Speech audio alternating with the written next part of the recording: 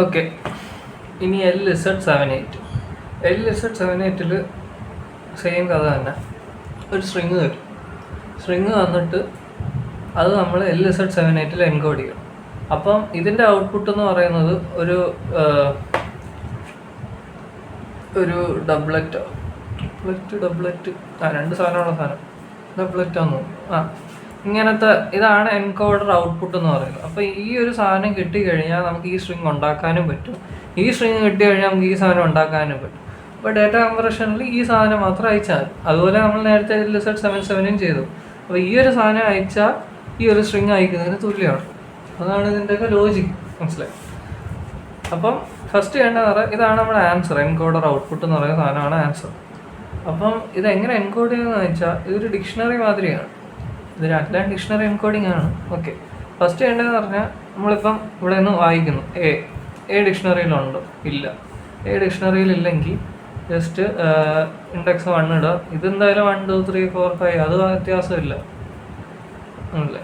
അങ്ങനെ ഒരു 10-15 ആദ്യമേ എഴുതി വെച്ചോ, എളുപ്പത്തിൽ, കൺഫ്യൂഷൻ. ഓക്കെ, ആദ്യത്തെ എൻട്രി എ ഡിക്ഷണറിയിലുണ്ട്. അപ്പം നമ്മളൊരു ഡിക്ഷണറി എൻട്രി ഉണ്ടാക്കുകയാണ് 1 എന്ന് പറയും. അപ്പോൾ ഡിക്ഷണറി എൻട്രി ഉണ്ടാക്കുമ്പോൾ നമ്മൾ നേരത്തെ ചെയ്യുന്ന ഒരു 0,C(A) ഇത് ചെയ്യുക. അത് കഴിഞ്ഞ് സെയിം തിങ് BC, അതിനും അങ്ങനെ തന്നെ വരും. BC 0,C(B) 0,C(C). ഓക്കെ, ഡിന്നും അത് തന്നെ 0,C(D). ഓക്കെ, ഇവിടെ വരെ ചെയ്തു. ഇനി ചെയ്യുമ്പം നമ്മൾ വന്നു, ഡിക്ഷണറിയിലുണ്ട്. ഡിക്ഷണറിയിലുണ്ടെങ്കിൽ നമ്മൾ ഇനി C(A) എന്ന് എഴുതത്തില്ല. ഡിക്ഷണറി ഉള്ള ഒരു സിമ്പിൾ ആയതുകൊണ്ട് നമ്മളിവിടെ കംപ്രസ് ചെയ്യണം. അപ്പം നമ്മൾ എഴുതാതെ ന് പകരം ൻ്റെ ഇൻഡെക്സ് ഈ ഒരു ഭാഗത്തിടും. ഈ ആദ്യത്തെ എൻട്രി ഉണ്ട, അത് ഇൻഡെക്സാണ്. അപ്പോൾ ഇവിടെ വാല്യൂ ഉണ്ടെങ്കിൽ 0 ആണെങ്കിൽ ഒന്നുമില്ല, 0 ആണെങ്കിൽ empty, 1 ആണെങ്കിൽ 1 എൻട്രി ആയിരിക്കും, 5 ആണ് 10 ആണെങ്കിൽ 10 എൻട്രി എഴുതുക. മനസ്സിലായി? ഇവിടെ 10 എൻട്രി എഴുതുക, എന്നിട്ട് ഈ ക്യാരക്ടർ എഴുതുക. ഇതാണ് എൻ്റെ അർത്ഥം. അപ്പം നമ്മൾ നോക്കുമ്പോൾ ഡിക്ഷണറിയിലുണ്ട് ഓൾറെഡി. അപ്പോൾ ഡിക്ഷണറി ഓൾറെഡി ഉണ്ടായതുകൊണ്ട് നമ്മൾ എഴുതേണ്ട കാര്യമില്ല. ഔട്ട്പുട്ടിൽ എൻകോഡർ ഔട്ട്പുട്ട് എഴുതേണ്ട കാര്യമില്ല. അപ്പോൾ ന് പകരം ൻ്റെ ഇൻഡെക്സ് എഴുതാം. ൻ്റെ ഇൻഡെക്സ് എത്രയാണ്? 1,C(B) ഉണ്ടെന്ന് നോക്കിയിട്ട് കാര്യമില്ല. B അങ്ങനെ എന്തോ 2 നമ്പർ എഴുതാൻ പറ്റുമല്ലോ. ഇവിടെ ഒരു നമ്പറിൽ എഴുതാൻ പറ്റും. അപ്പോൾ ഒരു നമ്പർ കോഡ് ഓണാണല്ലോ അല്ലേ? ഒരു നമ്പറിൽ എഴുതാൻ പറ്റും. അപ്പം ഒരു നമ്പർ എഴുതി കഴിഞ്ഞിട്ട് അടുത്ത് നമ്മൾ എന്തായാലും എൻകോഡ് ചെയ്യാനേ പറ്റും. അപ്പോൾ C(B) എഴുതുക. അപ്പം എന്താണ്, ഇവിടെ എത്തി എൻകോഡ് ചെയ്തു, ബിയും എൻകോഡ് ചെയ്തു. ഇനി അടുത്ത വട്ടം ചെയ്യുമ്പോൾ B എൻകോഡ് ചെയ്യേണ്ട കാര്യമില്ല. B എൻകോഡ് ആയി കഴിഞ്ഞു, 1,C(B). അപ്പോൾ എൻട്രി എന്ത് വരും? AB വരും. AB അല്ല, ഒന്നുകൂടെ എഴുതി 2 ആവശ്യമില്ലല്ലോ. അപ്പോൾ AB എഴുതുക. AB അപ്പോൾ ഡിക്ഷണറിയിൽ ഒരു വാല്യൂ ആണ്. ഇനി എപ്പോഴെങ്കിലും AB വരുവാണെങ്കിൽ ജസ്റ്റ് 5 എന്ന് എഴുതിയാൽ മതി. 5 എന്ന് എഴുതുന്നതിന് ABന് തുല്യമാണ്. അപ്പം സ്പേസ് കുറയുമല്ലോ. മനസ്സിലായി? അപ്പോൾ 5 ഇപ്പോൾ ABCD എന്നൊക്കെ എഴുതുന്നെങ്കിൽ ഒരു നമ്പർ എഴുതുന്നതും ABCD ഇതെല്ലാം ഒരു ആസ്കി ക്യാരക്ടറാണ്. 8 ബിറ്റാണ് എടുക്കുന്നത്. 5 ഒരു ആസ്കി ക്യാരക്ടറാണ്, ഒരു ആസ്കി ക്യാരക്ടറാണ്, B ഒരു ആസ്കി ക്യാരക്ടറാണ്. അപ്പോൾ AB എൻകോഡ് ചെയ്യുമ്പോൾ 8 16 ബിറ്റിന് പകരം ഒരൊറ്റ ബിറ്റ് 8 ബിറ്റ് പോരെ. അതാണ് തിയറിയാണ്. തിയറിൻ്റെ ആവശ്യം നിങ്ങൾക്കില്ലായിരിക്കും, ബോറടിക്കും, അത് ഞാൻ പറയുന്നില്ല. ഓക്കെ, അപ്പോൾ അടുത്തത് AB എൻകോഡ് ചെയ്തു. ഇനി അടുത്ത C ഓൾറെഡി ഉണ്ടല്ലോ ഡിക്ഷണറി. അപ്പോൾ C അടുത്തെടുക്കുക. CA ഉണ്ടോ ഡിക്ഷണറിയിൽ? CA ഇല്ല. അപ്പോൾ CA എഴുതുക. CA എഴുതിയിട്ട് C-ൻ്റെ നമ്പർ എന്താ? 3,C(A).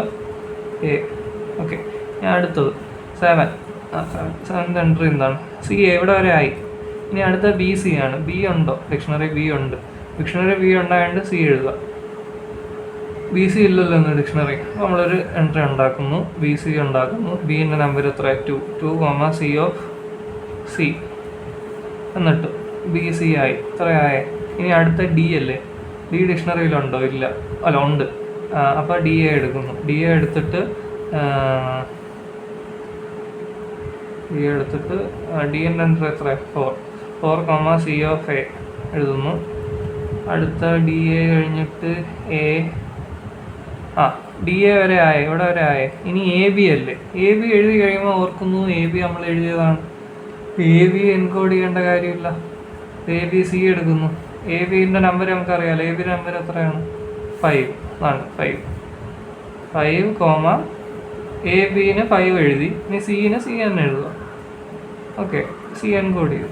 ഇനി എ ബി സി ആയി, ഇവിടെ വരെ ആയി. ഇനി അടുത്തത് എ ബി സി ഇ ആണ്. അപ്പോൾ എ ബി സി ഓൾറെഡി ഉണ്ടായതുകൊണ്ട് നമ്മൾ എ ബി സിന് പകരം 9 എഴുതും.